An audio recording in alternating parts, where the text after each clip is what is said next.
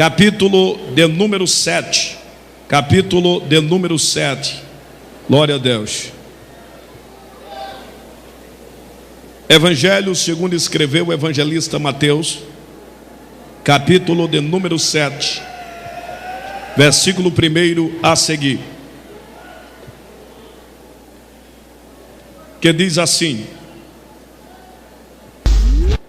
não julgueis, para que não sejais julgados, pois com o critério com que julgardes, sereis julgados, e com a medida com que tiverdes medido, vos medirão também.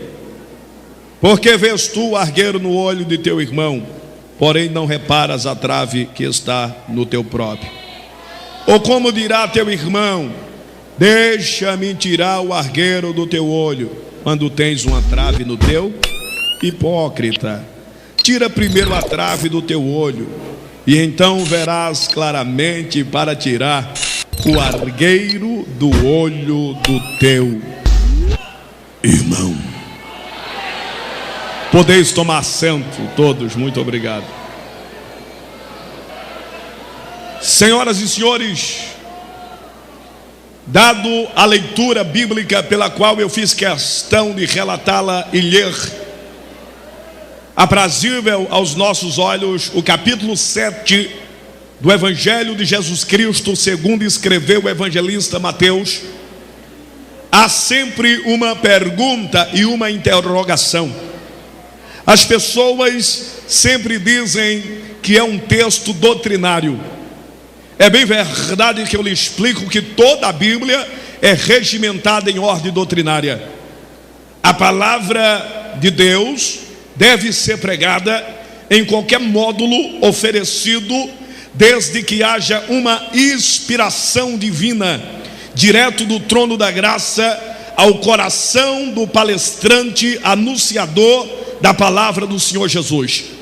Eu quero pregar hoje sobre 5 direitos que a noiva não recebeu. Esta mensagem está dentro do meu livro. Ora, talvez você agora que está fazendo o encerramento da sua faculdade, a qual também eu fiz há alguns anos, talvez você agora também se pergunta: será que ele vai falar dos direitos legislativos, dos direitos econômicos, do poder executivo, poder judiciário ou do poder religioso? Não. Cabe-me, em minha dimensão, a uma mente vasta, a interpretar o conteúdo a qual eu acho aprazível para um culto como este, que ficará marcado na história da sua vida para aqueles que realmente vieram buscar a presença de Deus. Mas se porventura tem alguém que não veio com os pés que chegou, ou mesmo os pés lhe levem para casa. Mas esses que vieram compromissados, levante a mão e diga glória a Jesus pelo conteúdo da palavra. Ora, é este motivo que me traz a dimensão do texto sagrado. O primeiro direito que a noiva não recebeu, esta é a sua preocupação. E quem escreveu este evangelho, porque não existe evangelho de Mateus, não existe evangelho de São Marcos, não existe evangelho de São Lucas, não existe evangelho de São João.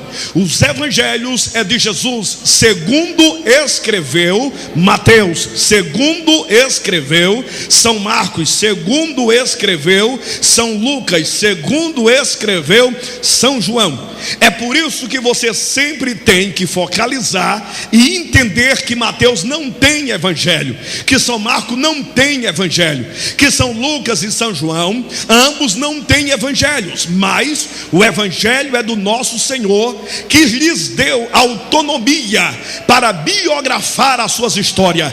É por isso que o pregador diz evangelho segundo escreveu o evangelista Mateus. Mateus, na antiguidade, era conhecido como Levi, e nada melhor do que ele escrever um capítulo que não há em outros livros. O capítulo de número 7, você não encontra essa história escrita no evangelho segundo escreveu Marcos. O capítulo de número 7 escrito por Mateus, você não jamais vai encontrar no Evangelho segundo escreveu São Lucas ou no Evangelho segundo escreveu São João. Este capítulo de número 7 é um desabafo principal. Alguém está desabafando um momento que enfrentou. Alguém fez questão de mencionar exatamente o ocorrente da sua vida. Ora, a Bíblia conta que na chamada de Mateus para o ministério dos discipulados e para o apostolado do Senhor Jesus, diz-nos a palavra que o Senhor vai até a alfândega. É um dos homens que o Senhor faz questão de pedir a ele que lhe dê um banquete. Jesus, pela primeira vez, auto se oferece em almoçar na casa de alguém. E pensa num homem oferecido, era o nosso mestre.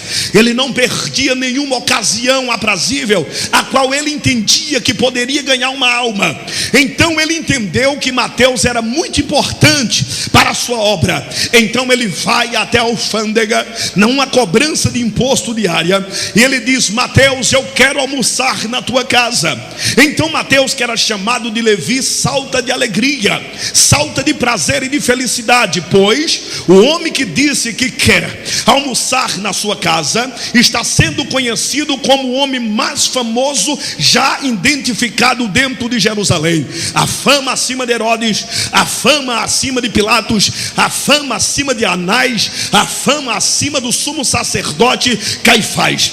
Então Levi prepara um grande banquete. Neste banquete, perceba-se que há de se reunir o seu inimigo rival. Quem é o inimigo rival de Levi, pastor? Queira você entender, Mateus. Quem é o inimigo rival dele? Apóstolo São Pedro. Aí você me diz: pastor, por que é que Pedro é o inimigo rival de Mateus? Porque Pedro era o maior pescador da época e tinha empregados ao seu favor, principalmente encarregado da pescaria, seu irmão, cujo nome se chamava André. Ora, o maior ódio de todos os pescadores era olhar olho a olho, cara a cara, para um cobrador de imposto. Todos os pescadores odiavam os cobradores de imposto.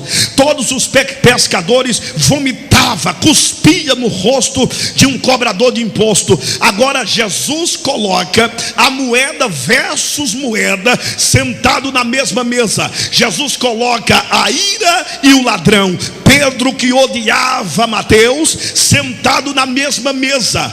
Os fariseus, entendendo que Pedro não ia muito com a cara de Mateus, começou a cutucar o sentimento agressivo de Pedro, porque Pedro era um homem sanguíneo, Pedro era um homem temperamental. É por isso que você lê a história, quando acontece aquelas interrogações, de repente os fariseus dizem: não é este o homem que é tão justo e está sentado na mesa dos pescadores? Eles estavam colocando Mateus como o maior bandido da época, que era exatamente um judeuzinho de meia tigela, que se via tanto aos romanos quanto também aos judeus. E como Pedro era nascido dentro da Judeia, odiou a atitude de um patriota da mesma terra.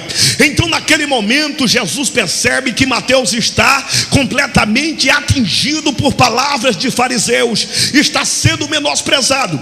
Então Jesus chama agora em particular os fariseus mais sábios para lhe fazer uma pergunta.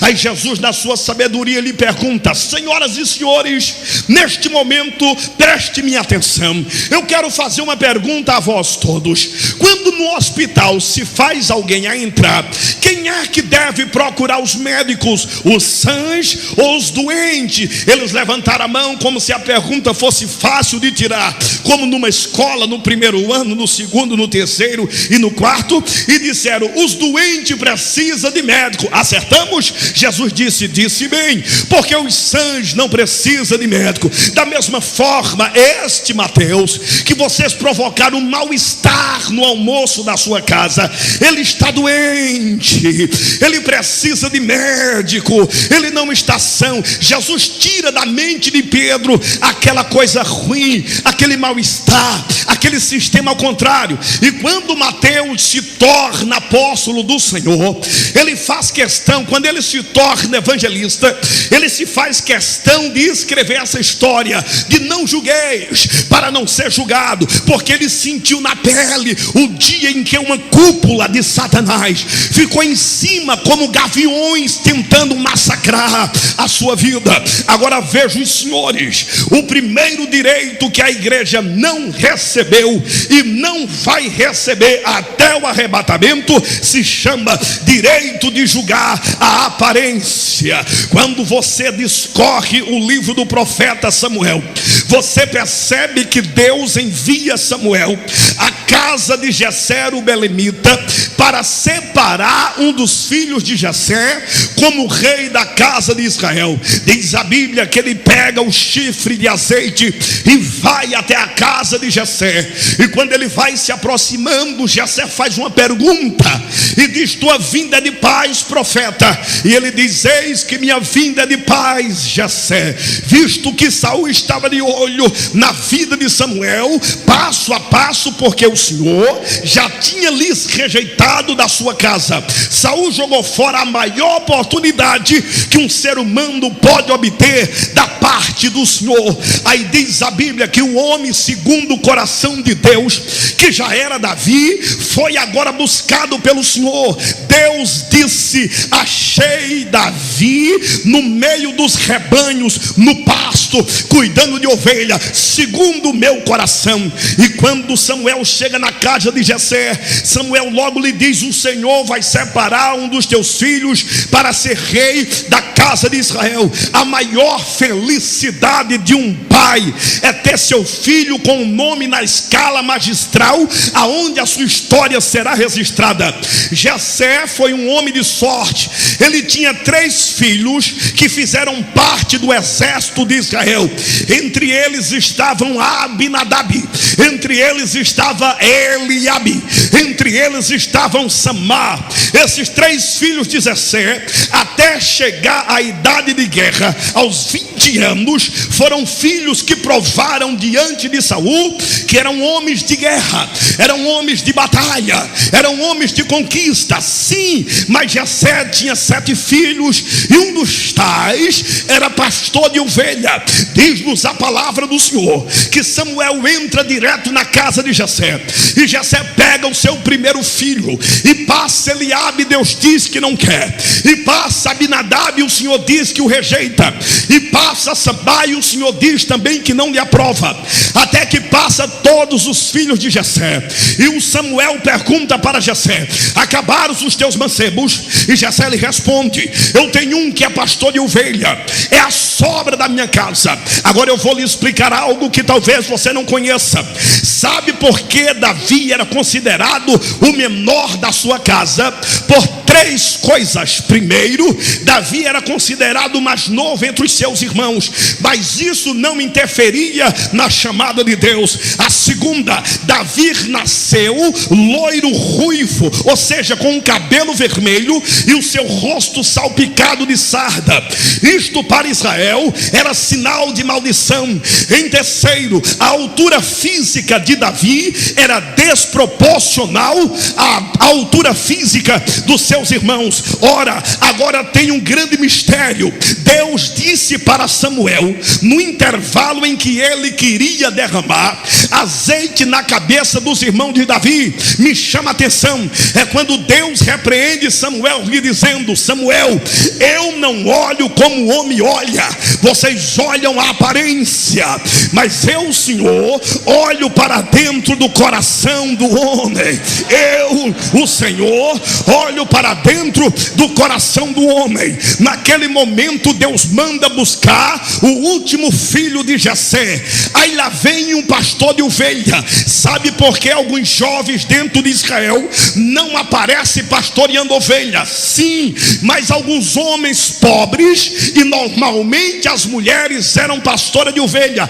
Era o cargo menor aonde um moço ou uma moça exercia na casa de Israel. Ninguém no meio de uma família desejava ser pastor de ovelha, porque ele tinha que ter um cuidado extremo. Ele precisava acordar cedo e voltar para casa à tardezinha. Tinha hora para chegar, mas não tinha hora para sair. E em alguns instantes deveria ele matar leão, matar urso, e em alguns momentos ter que pegar o lobo, arrancar sua pele e mostrar para a ovelha que aonde tem bom pastor, urso, leão e lobo não pode se aproximar. Agora veja os senhores e as senhoras, a Bíblia nos diz que quando Samuel foi ungir Saul como rei de Israel, a Bíblia diz que Saul bateu na porta e Samuel manda Saul sentar na mesa, e Samuel está sentado. Isto era fora da direção de Deus, mas diz a Bíblia que quando Samuel avistou aquele mocinho franzininho, cabelo vermelho, rosto cheio de sarda, o Senhor disse para ele: você só senta na mesa quando o rei de Israel acabar de chegar. Com Saul é diferente, você senta porque Saul não é rei. Diz a Bíblia que Samuel fica estupefato agora com a sua atitude. O moço não tinha aparência, o moço não tinha estrutura, o moço era pequeno, era franzino, mas Deus disse: achei ele segundo o meu coração. Agora, na mente de Deus, Davi era o que Deus sempre imaginava. Por alguns anos dentro dos céus, os anjos teve que assistir Jeová, o Senhor da glória, andar de lado a lado dizendo: anjos, arcanjos, querubins, serafins, eu tenho que revelar um segredo a vós todos. E eu imagino que os anjos perguntaram: o que é, Senhor? E o Senhor diz: estou apaixonado pelo loirinho do cabelo vermelho, rosto cheio de sarda. Vocês precisam ver o meu sentimento. Parece que eu vejo os anjos perguntar: mas Senhor, é o pequenino da casa de Jessé? E o Senhor diz: vocês precisam ver Saul, aquele marmanjão de 2,7 metros de altura, aquele homem sarrão, não teve coragem de obedecer minha voz na destruição dos amalequitas. Agora vê só o garoto que eu achei. Um dia apareceu um urso, agarrou sua ovelha e ele disse: vai embora, urso. E o urso disse: não vou. Vocês pensam que ele voltou para casa? Não, ele agarrou na barbicha do urso, arrancou a ovelha e disse: eu sou pastor aqui no meu aprisco. Vocês nem imaginam. Houve um dia que eu tive que assistir uma cena. Um leão agarrou a ovelha dele, ele agarrou o leão. Eu imagino que os anjos disseram: e aí, Jeová? Ele correu para casa e o Senhor disse: vocês precisavam ver. Ele correu para cima do leão, arrancou a ovelha e disse: aqui tem pastor para cuidar de ovelha. Vocês não imaginam, vocês nem imaginam. No dia que eu colocar este moço como rei da casa de Israel, não tem leão, não tem urso, não tem lobo que chegue lá. Meu Deus, meu Deus, a igreja não recebeu o direito de julgar. A aparência engana, a formosura engana. Se a aparência falasse muito, Absalão, o moço mais bonito do planeta Terra, a Bíblia diz que o filho de Davi, Absalão, ele tinha um cabelo longo, grande, e todo final do ano Absalão amarrava ouro nos cachos dos seus cabelos, e as moças de Israel disputavam entre elas e diziam: será o meu marido? Viu que deu a beleza de Absalão, arrancou o pai do trono. Viu que deu a beleza de Absalão, Absalão estuprou 20 mulheres do pai. Viu que deu a beleza de Absalão, corrompeu o conselho de Israel. Viu que deu a beleza de Absalão, morreu pendurado num galho de árvore. Beleza não prega. Se beleza pregasse ou cantasse, Saul estava bonito na finta. É bonitinho, tem olho verde. Tem uns que já tem um olho verde de natureza. Agora tem uns que tá indo nas óticas, coloca lente verdinha, que pobre de alma. Coloca lente azul, que pobre de alma. Estão usando agora modelito para ficar bonito. Cabra que nasceu feio é feio. Quem nasceu bonito não pede emprestado, não precisa. Deus não está interessado na beleza. Deus quer um coração para usar.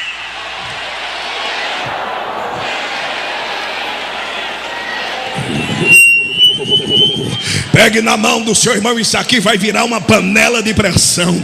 Aleluia, aleluia. Diga para ele: Deus não está interessado na sua beleza. Não. A igreja não recebeu o direito de julgar a aparência. O segundo direito que a noiva não recebeu é o direito de julgar a consciência. No segundo livro do profeta Samuel, capítulo de número 10, a Bíblia diz que um dos grandes amigos de Davi, rei de Amon, cujo nome se chamava Naás, o rei Naás veio a falecer. Aí diz a Bíblia que seu filho Hanun reinou em seu lugar. Deus agora permite o coração sentimental de Davi. Pensa no Davi que tinha um coração grandão, coração de amor. Davi viu que um filho perdeu o pai. Aí Davi arrumou bastante presente. Davi agora convenciona vários presentes, chama seus servos e diz assim: ide à casa de Naás e dai ao filho Hanun, seu filho que está em seu lugar, e fala para ele que eu estou condoloso do meu coração. Esta é a prova que eu estou chorando com as lágrimas de Hanun, que perdeu seu pai Naás. Aí nos diz a Bíblia que quando os servos de Davi chegaram dentro da cidade, os príncipes de Naás, pessoas de mente poluída, isso tem em todo lugar. Não é somente hoje que você vai ver pessoas de mente poluída, pessoas que interpretam as coisas erradas, pessoas de mente maliciosa. Não, isso está dentro da Bíblia. Venha comigo. A Bíblia diz que os príncipes disseram para Naás: será que tu não, para Hanun, será que tu não sabes que Davi enviou seus servos à nossa cidade para saqueá-la, para roubá-la, para assumi-la e para destruí-la? Aí sabe o que foi que o príncipe sem experiência fez? Chamou os seus guerreiros e disse: pega esse servozinho de Davi, corta a barba dele pela metade. Aí cortaram as suas barbas pela metade e disse: agora corta os vestidos deles até que apareça as suas nádegas. Era o ato pior de humilhação. Aí os servos de Davi voltam para Israel sem a metade das barbas raspada, mostrando as nádegas na avenida. Aí Davi manda perguntar o que foi que aconteceu, porque é que eles foram com barbas e voltaram pela metade. Eles foram com vestidos longos e agora estão andando seminus na rua. E eles disseram: Naás interpretou mal, te julgaram a tua consciência. Tu nos mandasse presente para consolar o coração de um homem que perdeu o pai, correto? Ele disse: correto. E o que foi que interpretaram? Estão dizendo que a gente foi para lá para pesquisar a terra, para examinar a terra, e que tu em breve vai possuir a terra. Meu Deus, que julgamento estranho. Davi não mandou ninguém para roubar a terra. Davi não mandou ninguém para tirar nada deles. Davi mandou para consolar. Mas existem pessoas de mente maliciosa, pessoas que querem assumir o lugar de Deus e entrar dentro da nossa consciência. Você sabia que a Bíblia condena qualquer julgamento sem que as obras sejam feitas ou consumadas? Nem pastor convencional, nem pastor internacional, nem obreiro local, nem dirigente de círculo de oração, nem líder de jovem tem o direito de julgar a mente de alguém sem que as obras deles já seja consumada. O pecado passa a ser pecado quando as obras são consumadas. Você não está entendendo. Você está dizendo: pastor, o que é que o senhor está querendo me informar? Escute-me por gentileza. Julgar a consciência. Deus é o único que disse para Daniel: vai a Nabucodonosor e diz para ele que eu sou o Senhor, que sonda os rins. A palavra rins não é que ele vai tirar pedras dos rins. Rins está falando do físico humano, rins de coração. A palavra coração não está falando do lado esquerdo do homem. Coração do homem é a mente de raciocinar. Deus é o único que pode entrar dentro da minha mente e julgar o que se passa dentro da minha consciência. Agora entenda melhor. Por exemplo, se eu trouxesse de São Paulo um carro novo e desse de presente ao pastor Raul, eu acho que alguém ia dizer: eu acho que ele está querendo futuramente tomar a presidência de Imperatriz. Ora, se eu trouxesse uma gravata italiana e lhe desse de presente vinda de Relessuer da Roma, algum dos obreiros ia ficar ciumado e dizer: no mínimo ele quer ser o vice da nossa igreja. O que é que o senhor está dizendo?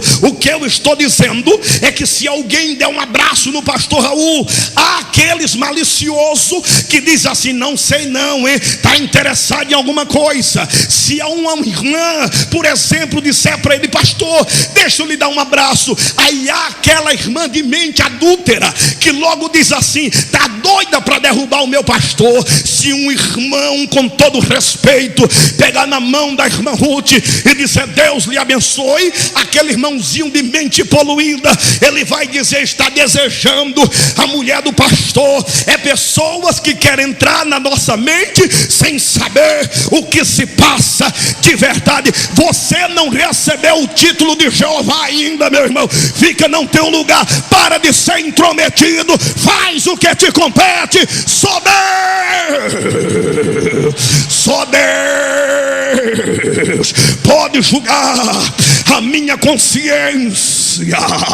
Eu estava em Brasília quando eu fui alvejado por um grupo de efeminados jovens que lhe selaram sua vida na prostituição. E quando eu terminei de pregar, aqueles moços, parecendo mulheres, parecendo moças, vieram me cumprimentar. Um grupo de obreiros fez volta em mim, um grupo de senhoras fez volta em mim. E eu vi quando uma irmã santona, porque toda igreja tem uma em um que quer ser mais santo do que todo mundo, e disse aí: cuidado, o pastor não pode atender vocês. Aí um disse assim: eu quero no mínimo pegar na mão dele. Aí um obreiro atravessou na frente e disse: respeite o homem de Deus, mude de vida. Aí ele disse: eu mudei. Eu quero dizer para ele que ele pregou tudo o que eu precisava. E quando ele disse: Jesus salva, uma bola de fogo caiu na minha vida. Estou mudado, eu estou mudado, eu estou mudado, está transformado. Pessoas julgam a nossa consciência. Existem irmãs dentro da igreja que educadamente é chamada irmã fleumática. Que tipo de senhora é essa? É aquela irmã que é tímida, ela não reage nem que o fogo queima a sola do pé. Mas isto não me dá o direito de dizer que ela é gelada espiritualmente, porque o sistema humano, cada um Deus criou mencionado a uma reação. Tem uns que pula, dá cambalhota, tem outros que rola, dá aviãozinho, tem uns que vira Mega Man, Superman, super-homem, mas tem outros que é quietinho. Aí aqueles que são bem avivadinhos diz assim: olha lá o cru, olha lá o gelado. Não é não. Se ele fosse cru, ele não viria para a igreja. Se ele fosse gelado, ele não viria. Esta é a forma dele adorar o Senhor. Agora, se você crê nesta verdade, levante a tua mão para cima. Oh meu Deus,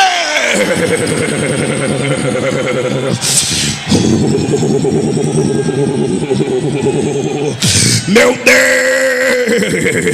Deus, quantos juízes nós temos dentro da igreja, pessoas que querem entrar na nossa consciência. Se eu colocasse aqui hoje um terno do pastor Miguel, alguém aí ia dizer: eita, negão amostrado, isso é porque é preto.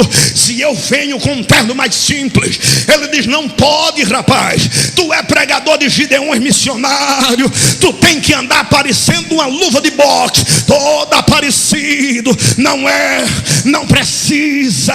Cada um veste o que tem, o que pensa e o que pode. Pare de cuidar da vida do irmão, cuide da sua vida, cuide da sua vida. Sabe qual é seu problema?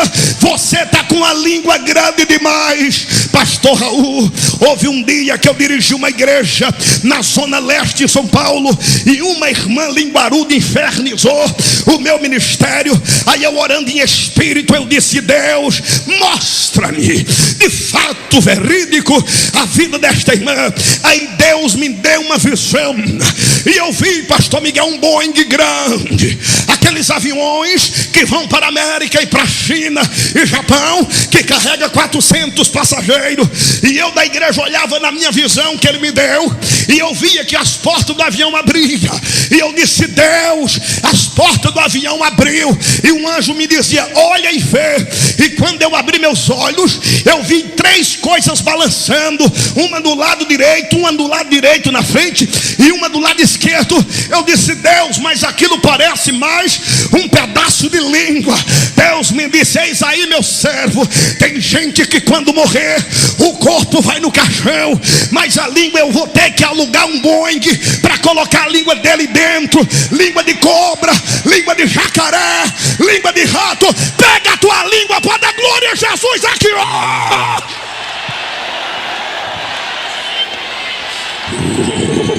Cadê os crentes pentecostal? Cadê?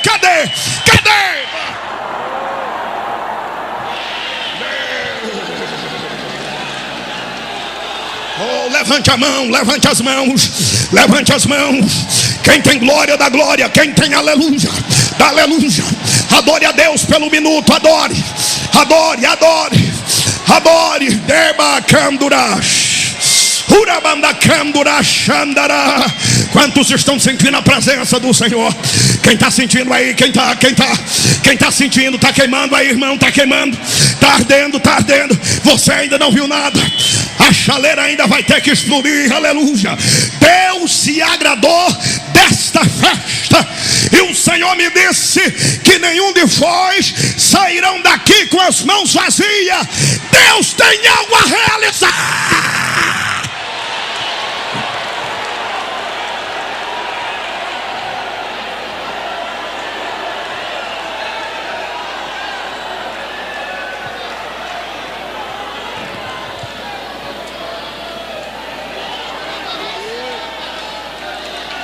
Levante a mão direita para o céu.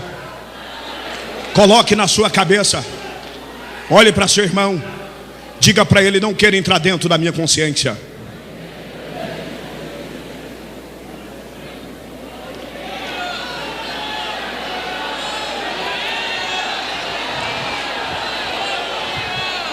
Terceiro direito que a noiva não recebeu: direito de julgar as obras. Diga: direito de julgar as obras. Nem todos falaram porque estão em dúvida da veracidade da Bíblia.